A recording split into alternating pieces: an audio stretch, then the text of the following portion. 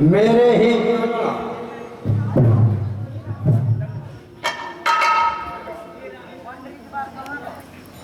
हे मर्यादा पुरुषोत्तम,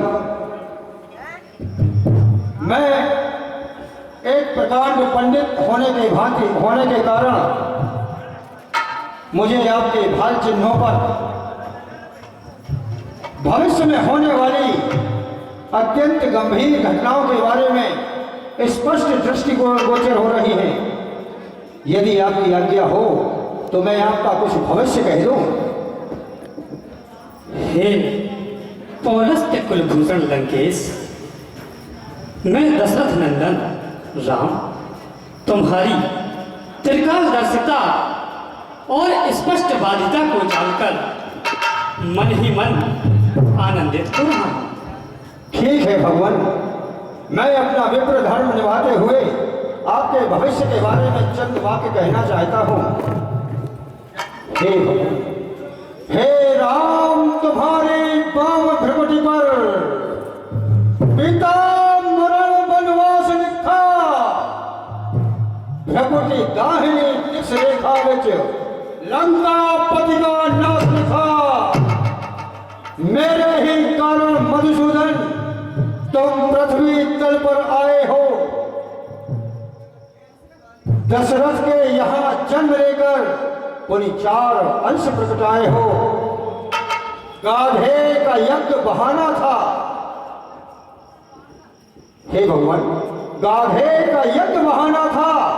तारका सुबाहु हनन की यहां आखिर कछु चरित्र विचार रहिए, मारीच पठायो सर्वीना। पग तार अहिल्या नारी को आए हो शंभु चाप माही।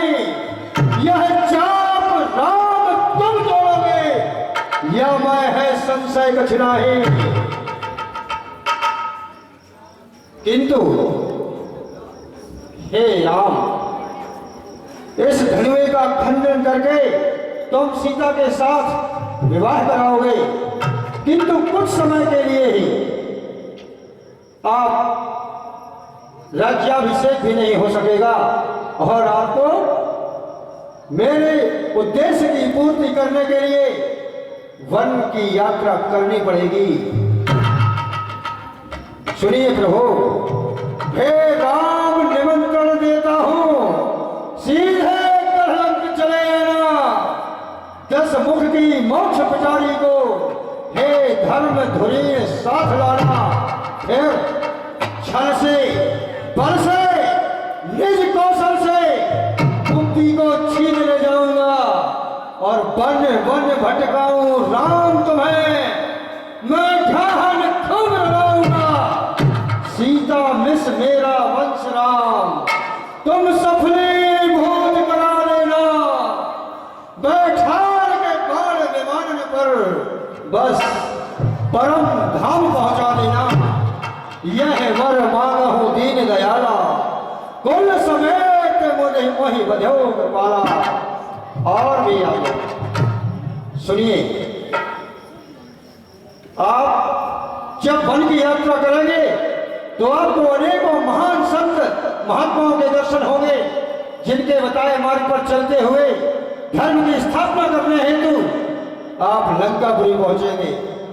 वहां मैं सीता को ले जाऊंगा और उसमें भयंकर युद्ध होगा। त्रेता युग का सबसे भयंकर युद्ध होगा, जो न आज तक इतिहास में हुआ है और न भविष्य में होगा। उसमें मेघनाद, कुंभकर्ण आदि जैसे महाभट योद्धाओं का वध होकर मैं स्वयं आपके हाथों मारा जाऊंगा। किंतु उसके बाद, मुझे मारने के बाद आप पुनः अयोध्या आएंगे, वहां आपका राज्याभिषेक होगा। फिर भी आप अधिक समय तक सुखी नहीं रह पाएंगे। सुख नहीं पावे वाम तिहारी, भगवान सुख नहीं पावे वाम तिहारी, पुनः वनवासिनी होगी। सुतन साथ में राम तुम्हारी युद्ध पराजय होगी। धरती में समा जाए सीता, केवल रोना रह जाएगा। पुत्रों को देकर राज तिलक साकेत शांति सुख पाएगा। किंतु किंतु तुम अपने कोमल हाथों से छेदोगे वक्ष हमारे को, मैं बीसों नेत्र खोल अपने देखूंगा रूप तुम्हारे को। अच्छा राघव, अच्छा राघव, अब मैं चलता हूं। अब सावर पार मिलन होगा जब मेरे कर में चंद्रहास प्रभु के कर चढ़ा धनुष होगा। और जाते जाते हे भगवान, जाते जाते मैं एक निवेदन आपसे करना चाहता हूं। यदि आप पूर्ण कर सकें तो मैं आपका बहुत आभारी रहूंगा भगवान।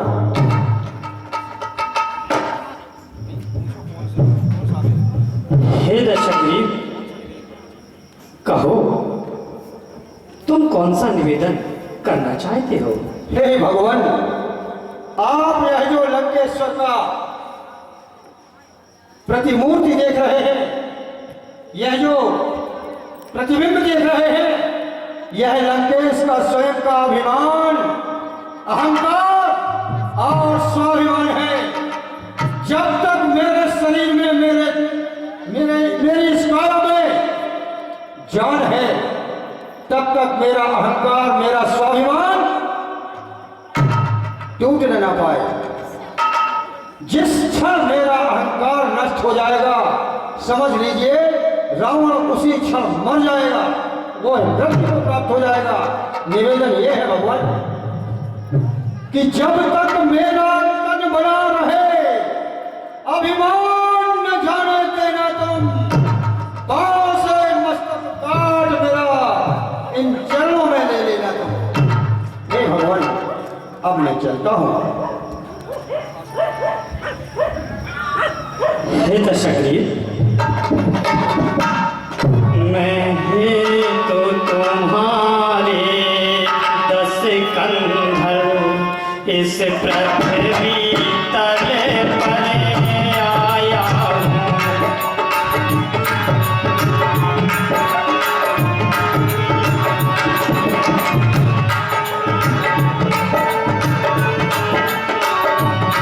मैं ही तो तुम्हारे 10 कंधर इस पृथ्वी तले पर आया।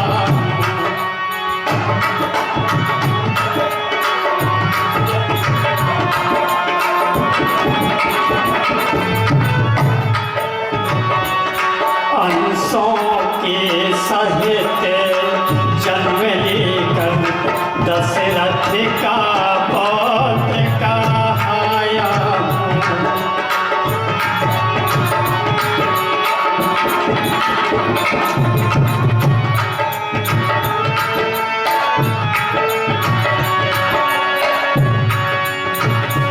कुछ दिवस में आ सीता के विषय,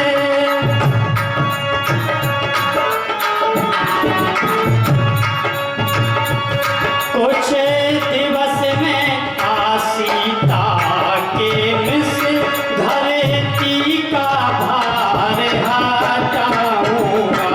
कुछ दिवस में आ सीता के विषय, धरती का भार हटाऊंगा। बाणों की सैया, बाणों की सैया सुला तुझे निज पारा में धाम पहुँचाऊंगा। बाणों की सैया सुला तुझे निज पारा में धाम पहुँचाऊंगा।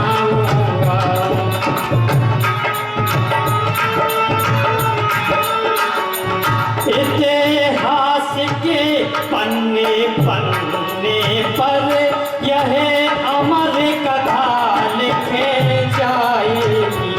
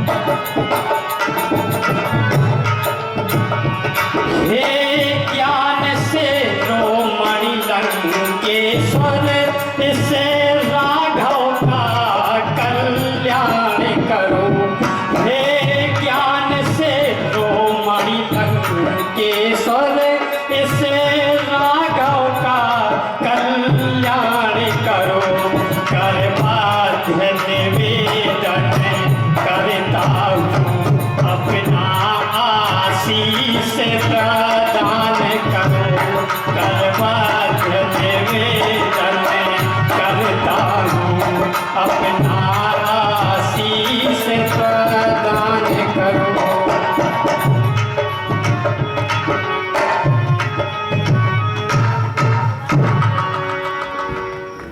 क्या कहते हो भगवान?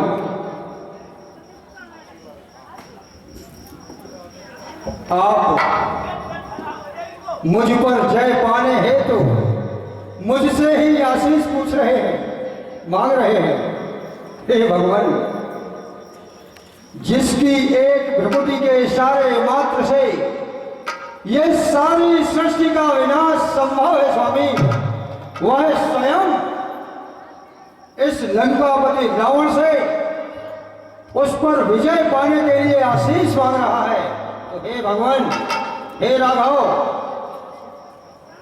लंकेश का स्वभाव ऐसा है कि यदि कोई उसके पास याचक बनकर आता है, वह उसे अवश्य प्रदान करता है। तो राघव, आशीर्वाद